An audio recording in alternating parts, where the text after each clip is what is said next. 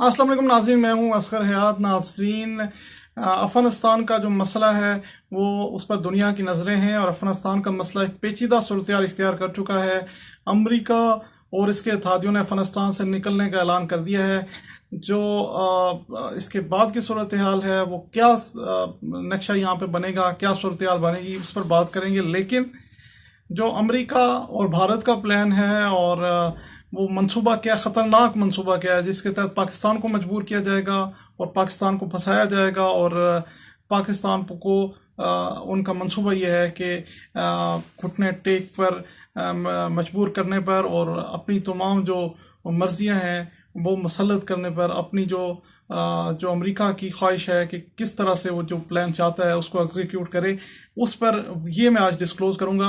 अमरीकी जो सदर हैं जो बाइडन, उन्होंने ऐलान किया सबसे पहले अफगानिस्तान से अमरीकी फ़ौज को निकालने का, और उसके बाद नेटो ने भी अफगानिस्तान से अमरीकी फ़ौज के जो निकालने का जो है वो ऐलान कर दिया है। अमरीकी सदर की जो तकरीर थी एक शिकस्त खुर्दा सदर की तकरीर थी, एक ऐसे सदर की तकरीर थी जो जंग हार चुका है और तमाम मामला जो है अफगानिस्तान के वो जो तालिबान के सुपुर्द करके अब वहाँ से बोरिया बिस्तर उठाकर अमेरिका अब वहाँ से कूच कर रहा है। इसमें 20 साल अमेरिका यहाँ पर मौजूद रहा और हज़ारों फौजी जो अमेरिका के हैं वो भी मारे गए। अरबों डॉलर्स जो है अमेरिका के इस जंग में खर्च हुए, लेकिन आज भी डिप्लोमेट्स और सफारतकार ये सवाल करते हैं कि अमेरिका ने इस जंग से हासिल क्या किया।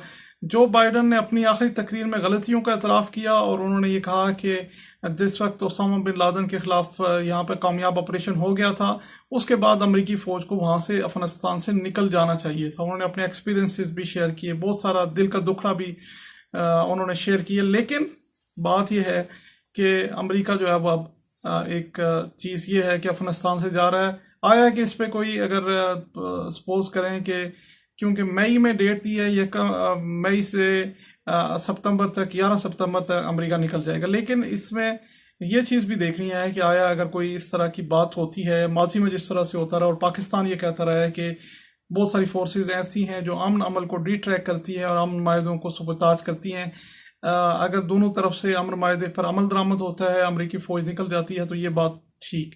लेकिन अगर सपोज करें कि कोई इस तरह की बात हो जाती है कि अमेरिका उसको बुनियाद बनाकर, जवाब बनाकर यहाँ पर मजीद रुकने का, मजीद स्टे करने का प्लान बनाता है, तो फिर सूरत-ए-हाल यकसर मुख्तलिफ होगी, टोटल डिफरेंट होगी। अमेरिकी सदर ने ये बात अपने खिताब में कही है कि अमेरिका यहाँ से निकल रहा है और अमेरिका का फोकस अब कोरोना है, कोविड वैक्सीन, कोविड जो डिजीज़ है ये है। और अमेरिकी सदर ने ये कहा है कि उनका फोकस जो है वो चाइना है, चीन पर अमेरिका तो जो तमाम तर तवज्जो मरकूज करना चाहता है। अब तमाम जो मसला है वो ये है कि अफगानिस्तान से अमेरिका निकलेगा तो क्या होगा, और आया तालिबान अशरफ गनी के साथ बैठने के लिए तैयार हैं या नहीं है। तालिबान तो अशरफ गनी के साथ किसी सूरत बैठने के लिए तैयार नहीं है। तालिबान अशरफ गनी को अमेरिका का पॉपेट कहते हैं और तालिबान वो उसके साथ बैठेंगे भी क्यों, क्योंकि वो जंग जीत चुके हैं और एक पपेट के साथ वो बैठना भी नहीं पसंद करते, और साथ ही वो किसी तरह का पावर शेयरिंग का फार्मूला अशरफ गनी के साथ वो नहीं चाहते। तो जो अमेरिका की यहाँ से निकलने की देर है तो अफगानिस्तान में खाना जंगी जो है वो शुरू हो जाएगी और तालिबान को कोशिश ये करेंगे कि अफगानिस्तान को किस तरह करके कैप्चर किया जाए, किसी तरह करके तालिबान पूरे अफगानिस्तान में अपना होल्ड कायम करें और अपना कब्जा जो है वो वापस लें और तमाम जो हुकूमत है वो कायम करें। लेकिन यहाँ पर भारत भी है जिसने $300 अरब जो है वो अफगानिस्तान में लगाए हुए हैं। उसको एक मसला है और उसको मसला यही है कि जो अफगानिस्तान है वहाँ पर तालिबान दोबारा, क्योंकि अशरफ गनी पे उनकी इन्वेस्टमेंट थी, तो उनको मसला यही है कि तालिबान दोबारा क्यों आ रहे हैं, तालिबान क्यों आ सकते हैं। तो इस चीज़ का जो तशवीश का इजहार है भारतीय आर्मी ऑफिसर्स भी कर रहे हैं, बिपिन रावत भी कर रहे हैं, और उनका ये कहना है कि अफगानिस्तान में जो है वो तालिबान का मजबूत होना जो है उनके लिए ख़तरे की बायस है, उनके लिए ख़तरे की अलामत है, उनके लिए ख़तरे की घंटी है। ये इसमें कोई दो राय नहीं है, क्योंकि भारत के लिए ख़तरे की घंटी है, क्योंकि भारत जो है वो दाइश को सपोर्ट करता रहा है। अब सूरत हाल जो गेम प्लान है उसकी तरफ आते हैं कि अमेरिका और भारत ने क्या गेम प्लान तश्कील दिया है, किस गेम प्लान पे वो अमल दरामद करने की कोशिश करेंगे और اس کا نتیجہ کیا نکلے گا. لیکن خطے کی تھوڑی سی صورتحال میں آپ کو بتاتا چلوں کہ پاکستان، ایران، ترکی، چین اس وقت ایک پیج پر ہیں، جو جن تمام ممالک کا رول بنتا ہے. یہ تمام ممالک اس وقت ایک پیج پر ہیں افغانستان کے معاملے پر، اور یہ تمام ممالک، کیونکہ وزیر اعظم کی ترکی کے صدر سے بھی بات ہوئی ہے، تو یہ تمام ممالک تقریباً ایک پیج پر ہیں. اور جو ماسکو کانفرنس ہوئی تھی اس میں ترکی نے بھارت کو نہیں بلایا تھا. اور اس کے علاوہ 2020 میں جو 2020 میں روس میں فوجی ایکسرسائزیں ہوئیں، اس میں بھی بھارت نے بائیکاٹ کیا تھا چین کے معاملے پر. چین اور بھارت گزشتہ سال تقریباً جنگ لڑ چکے ہیں.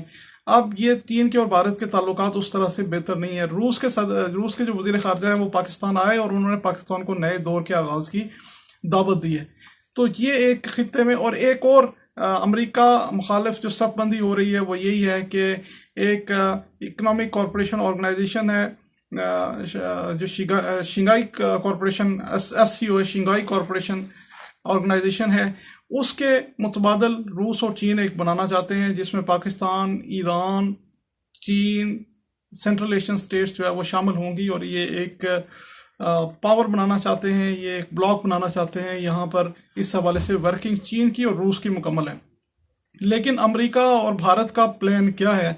امریکہ اور بھارت کا پلان یہ ہے کہ جو رپورٹ آئی ہے امریکی انٹیلیجنس کی، اس رپورٹ کے مطابق، اس رپورٹ میں یہ کہا گیا ہے، ظاہر ہے یہ جو کرنا چاہتے ہیں ان کی انٹیلیجنس، یہ جو جس طرح سے مختلف ایونٹس جو ہیں ماضی میں بھی ہوتے رہے، لیکن اس کی پہلے سے امریکی انٹیلیجنس یا بہت سارے ادارے جو ہیں وہ اس کے بارے میں بتا دیتے ہیں. تو ابھی بھی انہوں نے یہ بتا دیا ہے کہ پاکستان اور بھارت جو ہے وہ ایک جنگ کی طرف جا سکتے ہیں، اور اس کی وجہ انہوں نے یہ بتائی ہے. امریکی انٹیلیجنس جو رپورٹ ہے اس کی وجہ یہ بتائی گئی ہے کہ جو پاکستان سے کچھ ایسے عناصر ہیں جو بھارت میں جا کر اٹیک کریں گے، حملہ کریں گے، بھارت کے اندر کسی تنصیبات کو نشانہ بنائیں گے. جس طرح سے پلوامہ اٹیک ہوا تھا، یہ انٹیلیجنس رپورٹ یہ کہتی ہے کہ اس طرز کا حملہ ہوگا بھارت میں.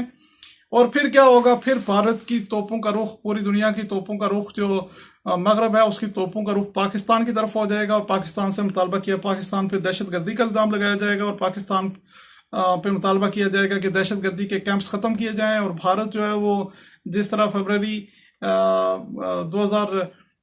گزشتہ جو فروری کا جو واقعہ تھا، اس میں جس طرح سے بھارت نے پاکستانی حدود کی خلاف ورزی کی اور ایئر اٹیکس کرنے کی کوشش کی، تو پاکستان نے جواب دیا. تو یہ امریکی انٹیلیجنس کی یہ رپورٹ کہتی ہے کہ یہاں پر معاملات بڑے خطرناک ہو چکے ہیں، اور یہاں پر معاملات اس طرح سے ہوں گے کہ پاکستان سے اٹیک ہوگا اور بھارت جو ہے وہ پاکستان کو جوابی کارروائی کرے گا، اور پھر یہ خانہ جنگی کی صورتحال ہو سکتی ہے. اور اس سے یہی انٹیلیجنس رپورٹ یہ کہتی ہے کہ اگر پاکستان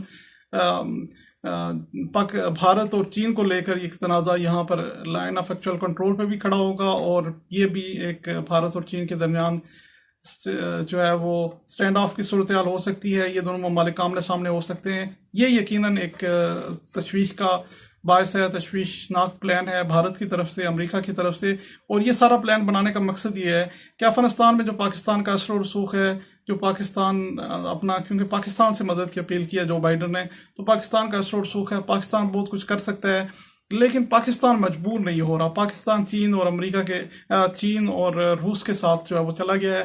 اس تمام گیم پلان کا مقصد یہ ہے کہ پاکستان کو گھٹنے ٹیکنے پہ مجبور کیا جائے، اپنا پسندیدہ پلان جو ہے وہ ایگزیکیوٹ کیا جائے. افغانستان میں امریکہ کی موجودگی بہت زیادہ ضروری ہے.